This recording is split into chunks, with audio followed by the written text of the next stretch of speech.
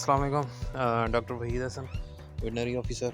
आज मैं आपको बताऊंगा कि बेसिकली साड़ू होता क्यों है, इसका बचाव क्या है और इसका इलाज क्या है, और आखिर पे देसी नुस्खे बताऊंगा जिनसे इंशाल्लाह एस्टाइटिस या साड़ू जिसको हो रहा है तो इंशाल्लाह कवर हो जाएगा। तो वीडियो पूरी देखा करें, और कोई क्वेश्चन हो तो आखिर पे आप कमेंट में पूछ सकते हैं या व्हाट्सएप नंबर भी मेरा है। तो बेसिकली साड़ू जो है ये थनों की सोजिश को कहते हैं। होता क्यों है? क्योंकि हम जो है जानवर को जब हम चवाई करते हैं, गंदे हाथ होते हैं या और बहुत सारे फैक्टर्स होते हैं, जरासीम ज़्यादा माहौल होता है, फ़र्श साफ़ नहीं होता, या खुराक में गंदगी आ रही होती है, तो उस वजह से जरासीम जो है वो दूध बनाने वाले गोश्त को यानी मेमरी ग्लैंड्स को जो है वो ख़राब करते हैं। तो इसका हल क्या होता है? हल ये है कि सबसे पहले हम बचाव की तरफ आते हैं, इलाज की तरफ बाद में आएंगे।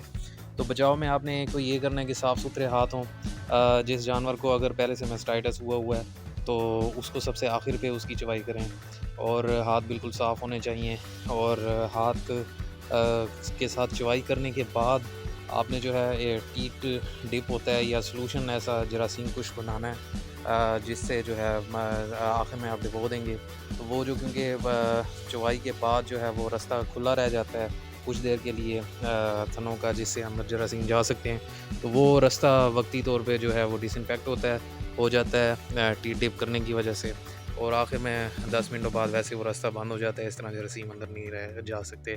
तो टीट डिप बनाने का भी सिंपल फार्मूला है कि ज़्यादा से ज़्यादा मैं आपको बताता हूँ। वैसे कमर्शियली भी अवेलेबल हैं, लेकिन जो आम फार्मर्स जिनके पास 1-2 जानवर हैं या 5-10 जानवर हैं, तो कमर्शियली महंगा भी पड़ेगा उनको, और इतना ज़्यादा देहातों में अवेलेबल भी नहीं है। तो सिंपल आपने क्या करना है कि ग्लिसरीन ले लेनी है।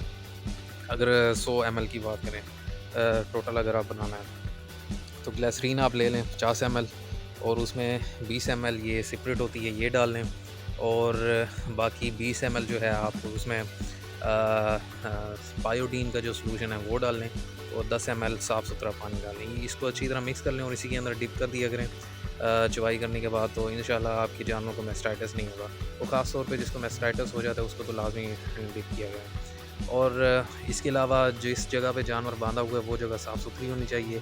खुराक में कोई तेज़ाबी अज़ा ज़्यादा ना हो, जिस तरह अगर साइलेज गंदी क्वालिटी है, उसमें तेज़ाबी ज़्यादा है और टॉक्सिन्स वगैरह हैं, तो उस वजह से भी मास्टाइटिस ज़्यादा होगा। या ऐसी ज़मीन का घास जिस पे ये सीवरेज का पानी लगता है, तो उससे तो और ज़्यादा जानवरों को वो घास खाने से मास्टाइटिस के भी चांस बढ़ जाते हैं। प्लस जो है उनका जो हाजमे का सिस्टम है वो भी ख़राब होता है। टॉक्सिसिटी, एसिडोसिस या इस किस्म की कोई प्रॉब्लम हो सकते हैं। तो खैर ये मोटी मोटी बातें थी जिनसे हम अपने जानवरों को मास्टाइटिस से बचा सकते हैं। अब आते हैं कि अगर किसी जानवर को मास्टाइटिस हो गया तो उसमें आपने क्या क्या एहतियातें करनी है। मेन एहतियातें मैं आपको बताऊँगा। तो सबसे पहले तो जानवर की सफाई का आपने ख्याल रखना है। वो तो जनरली रखना ही रखना चाहिए, क्योंकि इससे जानवर सेहतमंद भी रहेगा, आम बीमारियां भी नहीं होंगी, बुखार वगैरह, और आप का मुनाफा भी बढ़ जाएगा। दूसरी बात ये है कि जिस जानवर को मास्टाइटिस हो जाए तो एक तो आपने उसकी मुकम्मल चुवाई करनी है। जो भी अंदर गंद है, पोटे हैं या पानी आ रहा है, वो सारा आपने निकालना है अच्छी तरह। क्योंकि जितनी देर वो गंदा दूध खड़ा है या वो पानी वगैरह खड़ा है, तो वो उसके लिए और इन्फेक्शन करेगा, और ज़्यादा उसके जो थनों के अंदर की प्रॉब्लम है वो और ज़्यादा ख़राब होगी। तो ये स्क्रीन पे भी दिखाई हुई है एक मशीन, जिससे आसानी से आप जो है उसकी जो चवाई है वो कर सकते हैं। मास्टाइटिस ज़्यादा ये थन है इस गाय के। इसके अलावा आपने जब इसकी अच्छी तरह चवाई कर दें तो इसके ऊपर टी डिप लाजमी उसमें डिप करें, और दिन में जिस वक्त भी मौका मिले 4 दफ़ा 5 दफ़ा जब भी मौका मिले वो सफाई रखें। जितनी आप सफाई रखेंगे उतना ज़्यादा जल्दी जो है वो जानवर ठीक होगा। इसके अलावा आपने एसिडिक खुराकें कम कर दें, जैसे साइलेज वगैरह, तो उससे भी जो है वो जानवर बेहतर हो जाएगा। और इसके अलावा कंसनट्रेट्स भी थोड़े कम कर दें तो उससे भी जानवर बेहतर हो जाएगा। इसके अलावा इंजेक्शन वगैरह भी हैं, और देसी नुस्खा जो आते हैं वो भी मैं आपको बताता हूँ भी थोड़े। तो सबसे पहला नुस्खा है कि आपने कच्चा लहसुन लेना है 1 पाव, और उसको 1 पाव सरसों का तेल या मक्खन या घी या अलसी या जो भी मिले उसका तेल, दोनों को मिलाकर एक ख़ुराक बना लेनी है।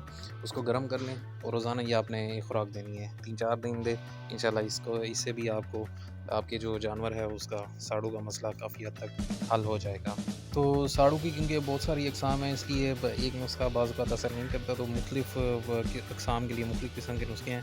अगर पहला नुस्खा काम ना करे तो दूसरा आप ले सकते हैं, जिसमें कलमी शोरा 30 ग्राम, नौशादा 30 ग्राम, जोखार 15 ग्राम, इनको आध पाव चीनी में मिक्स करके ये खुराक बना लेनी है और रोज़ाना इस तरह 5 दिन तक खुराकें लेनी हैं। तो तीसरा नुस्खा है कि टाटरी आपने लेनी है 30 ग्राम और इसे चीनी आधा किलो में मिक्स करना है और रोज़ाना लेना है। और चौथा नुस्खा है कि हालो जो है आपने एक छटांग लेनी है, मेथरे एक छटांग लेनी है, अलसी जो है एक छटांग लेनी है, सूंड जो है आपने आधी छटांग लेकर इन सारी चीज़ों को पीस कर तो उसमें दे देना है। अगर दूध ख़राब हो तो ये अगर दूध ख़राब ना हो तो फिर आप ये नुस्खा दे सकते हैं, सब्ज़ मिर्च 1 पाव, नमक 1 छटांग, लहसुन आधा पाव, इन सारों को तेल या घी में 1 पाव उसमें मिक्स करके आप दे सकते हैं। अगर अगर थन सूजा हुआ है और दूध आने में रुकावट है, तो आप 1 पाव राई बारीक पीस लें, उसे लस्सी में मिक्स करें, सारी रात पड़ी रहने दें और सुबह उसे जानवर को पिला दें। इस तरह 2 दिन के वक़्फ़े के बाद दोबारा पिलाएँ।